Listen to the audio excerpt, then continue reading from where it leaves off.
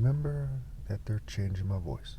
So in the last chapter in Ezekiel 38, okay, verse 17, God said to Ezekiel, through Ezekiel, okay, this is what the sovereign Lord says: you are the one I spoke of in former days by my servants, the prophets of Israel.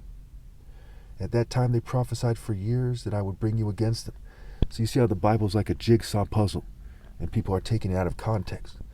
I've studied for many years, and I found that what I thought about it from the start was basically true. That you have to interpret it within the boundaries of righteousness and justice, and there's a divine warrior order that must be followed, or the words are basically useless. Ezekiel 39. Son of man, prophesy against Gog and say, this is what the sovereign Lord says: I am against you, Gog, chief priests of Meshech and Tubal. I will turn you around and drag you along. I will bring you from the far north and send you against the mountains of Israel. Then I will strike your bow from your left hand and make your arrows drop from your right hand. Notice this is a punishment, right? He's removing their warrior abilities, their spiritual warrior abilities. On the mountains of Israel you will fall, you and all your troops and all the nations with you. I will give you as food to all kinds of carrion birds and to the wild animals.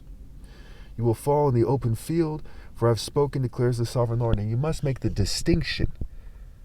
This is something that politicians don't want you to do, and the governing class doesn't want you to do. You must make the distinction between Christ on the cross, having his flesh killed while transforming into a more powerful spiritual being, and people who are being punished for defying God, for being pagans, etc., who, when their warrior powers are removed from their flesh, they're being punished and made even more pitiful than they were in the flesh.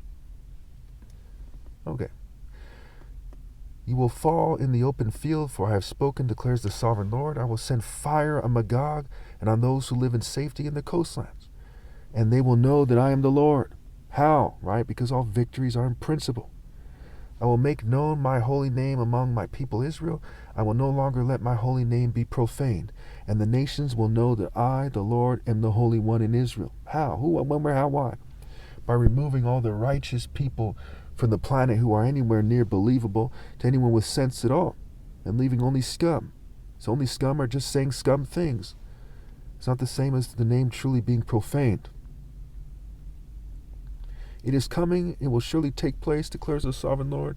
This is the day I have spoken of.